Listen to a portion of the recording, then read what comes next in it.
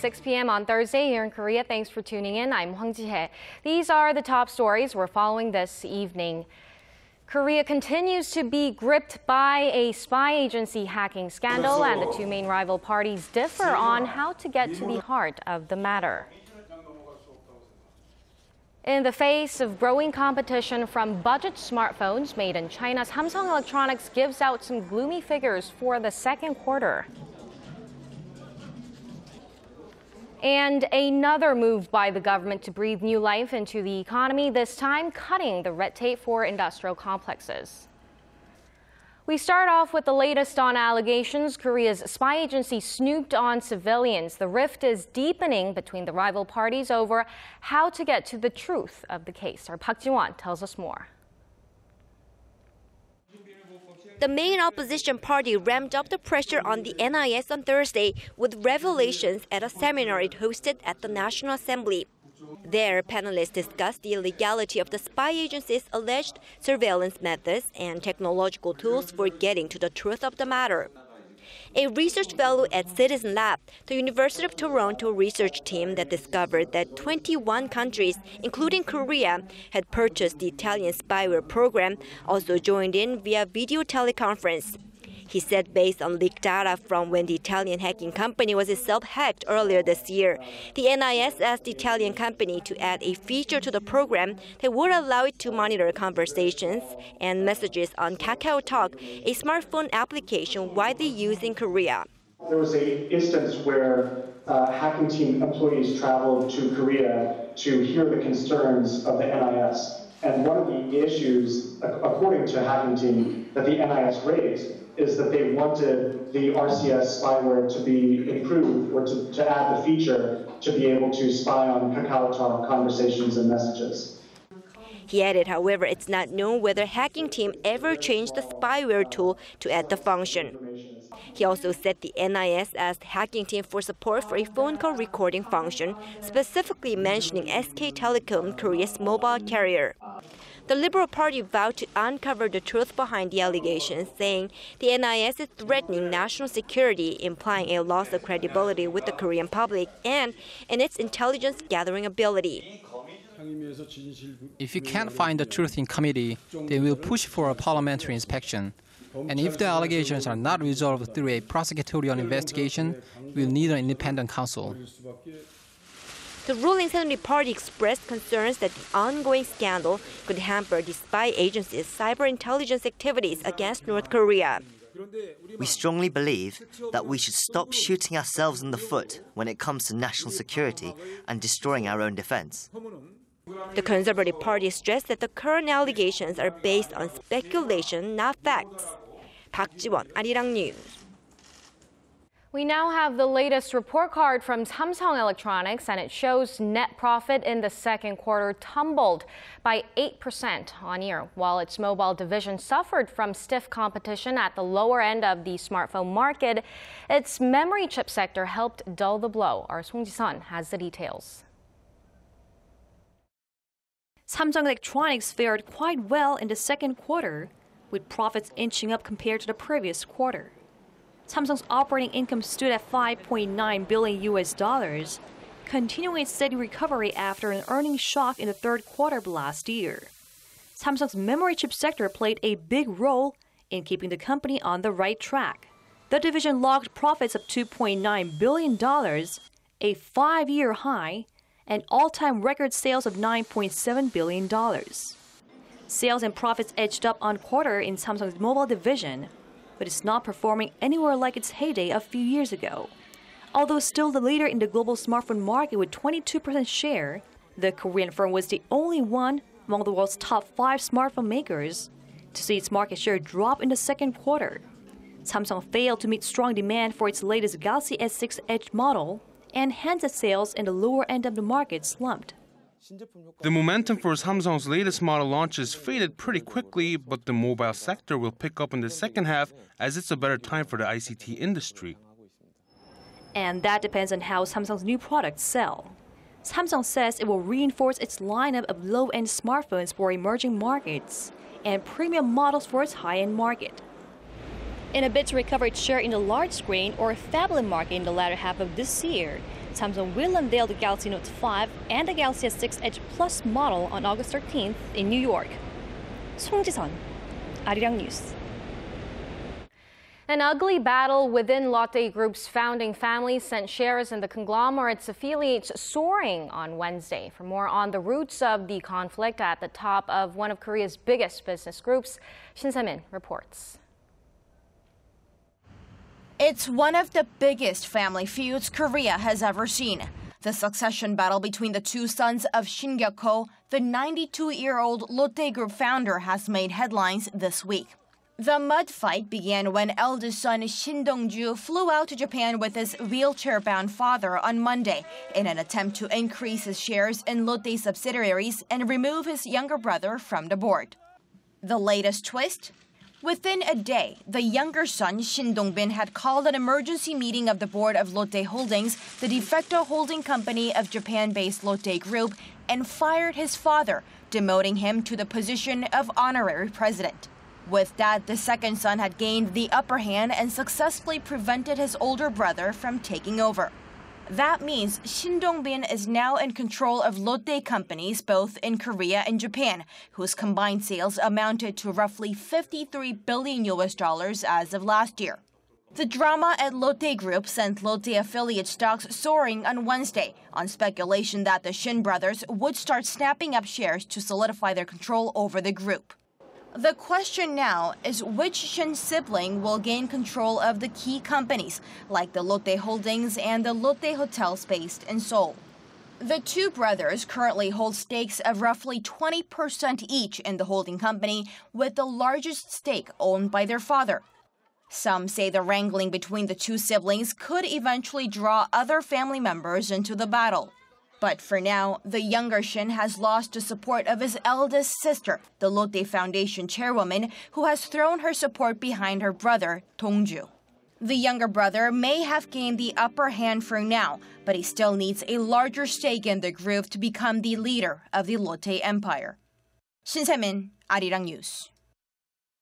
To boost the economy, the government has sought to lift unnecessary restrictions in many sectors. That includes industrial complexes, which related ministries have vowed to revitalize with a number of new deregulation measures. Our Kwon So-ah has this report.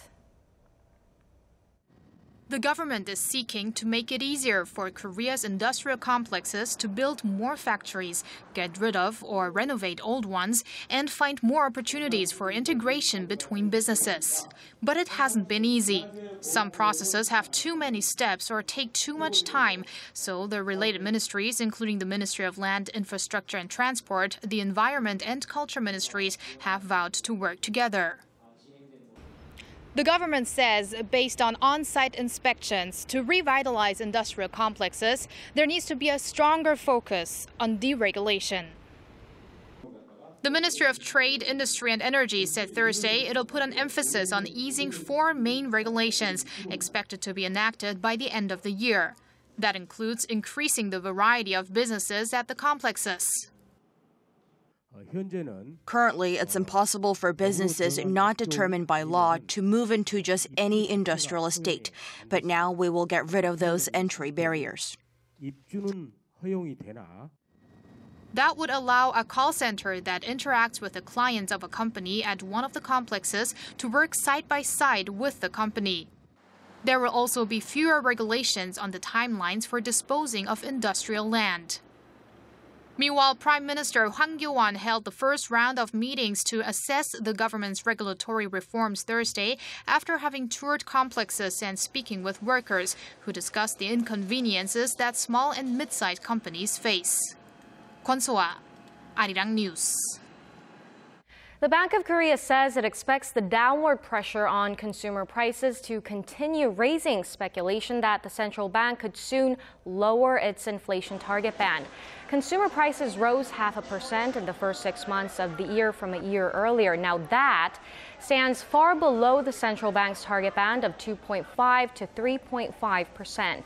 The weak figure was attributed to the impact of low global oil prices, as well as slowing exports and the recent MERS outbreak, the latter of which took a toll on domestic consumption. Inflation has remained below the target minimum for 30 2 straight months. The central bank announces a new inflation target band every 3 years and is expected to renew the figure sometime in the coming months. Shifting gears, North Korea's recent declaration that it's not interested in nuclear dialogue raised eyebrows around the world. The Wall Street Journal thinks it may know the reason why the North made the statement. The answer, which has something to do with Libya's ousted dictator, may surprise you. Sun Jung-in has more. North Korean leader Kim Jong-un may be avoiding talks for fear of going the same way as Libya's ousted dictator Muammar Gaddafi. In a report earlier this week, the Wall Street Journal points out that Kim succeeded his father in late 2011, close to the time when Muammar Gaddafi was killed by a rebel militia. The Libyan dictator's death came 8 years after he'd agreed to give up his weapons of mass destruction, a point the paper says the North refers to as a fatal consequence of Gaddafi's nuclear capitulation. The newspaper said Kim is refusing to engage in negotiations over his nukes as a way to avoid the same fate as Gaddafi or Iraq's ousted dictator Saddam Hussein. The Daily cites recent remarks by North Korean diplomats in New York and Beijing who made clear the North has no interest in an Iran-style nuclear disarmament deal. We are not interested at all in dialogue to discuss the issue of unilaterally freezing or dismantling our nuclear weapons program. The Daily also said Western countries have little leverage over North Korea in terms of sanctions, as the state is largely cut off from international trade and normal diplomatic interaction, unlike Iran, where tough economic sanctions helped bring the country to talks. Meanwhile, the article follows assessments by local analysts that Kim Jong-un is a much more threatening figure than his father. A senior analyst at South Korean think tank Sejong Institute said in a report this week, Kim has carried out selective executions for disobedience to regain and strengthen his power. Now the focus is on whether the international community will change its strategic approach to the reclusive country or keep trying to bring Kim back to the table. Sun Jung-in, Arirang News. The beauty and biological diversity of Korea's DMZ is second to none from around the world. Basically untouched by humans for more than 6 decades, the place is teeming with endangered plant and animal species. And South Korea is pushing for the DMZ, a remnant of war, to become a symbol for a peaceful future. Our Kim Hyun-bin reports. This is the military demarcation line separating the two Koreas. It stretches across some 250 kilometers of the border and is at most points 4 kilometers wide. It's also the most heavily fortified border in the world. The DMZ, as is more commonly known, contains 907 square kilometers of land and accounts for almost 0.5% of the Korean peninsula. For 62 years now, the land has been untouched by man and is a sealed-off site of pristine nature, a safe home to scores of endangered species and wildlife. As a result, the DMZ has developed its own historic, environmental, and economic identity over the last 6 decades. There are numerous types of species here from both Koreas because this is the place where the ecologies of the two meet. The Ministry of Environment lists 171 endangered species, and the DMZ contains 75 of them. In recent years, the South Korean government has been pushing to list the DMZ as an internationally recognized area of outstanding natural beauty. President Park Geun-hye has also expressed a strong interest in establishing an inter-Korean World Eco Peace Park at the DMZ. The goal of the Eco Peace Park is to enhance the trust between the two Koreas and open up a section of the DMZ. But the most important part of that will be how well we preserve it. We need legislation to provide the funding to protect the area. Despite the ongoing tensions between the two Koreas, the South Korean government is hoping to persuade North Korea to make the park a reality sooner rather than later. The DMZ, a long-term symbol of separation, could become a beacon of peace and harmony if a special park is established here. Kim Hyun-bin, Arirang News, Paju. Now, Japanese civic groups are calling on Prime Minister Shinzo Abe to include an apology in an upcoming war anniversary statement he is set to make next month. The 8 groups gathered in front of the Japanese parliament on Wednesday calling on Abe to apologize to the victims and countries that suffered under Japan's imperialistic past. They called on Abe not to apologize, but also to put more effort into keeping the peace in the region. All eyes are on the statement, which marks the 70th anniversary of Japan's defeat in World War II. It's widely considered to be a second chance for Abe to resolve historical tensions with South Korea after failing to do so in a speech to the U.S. Congress in April.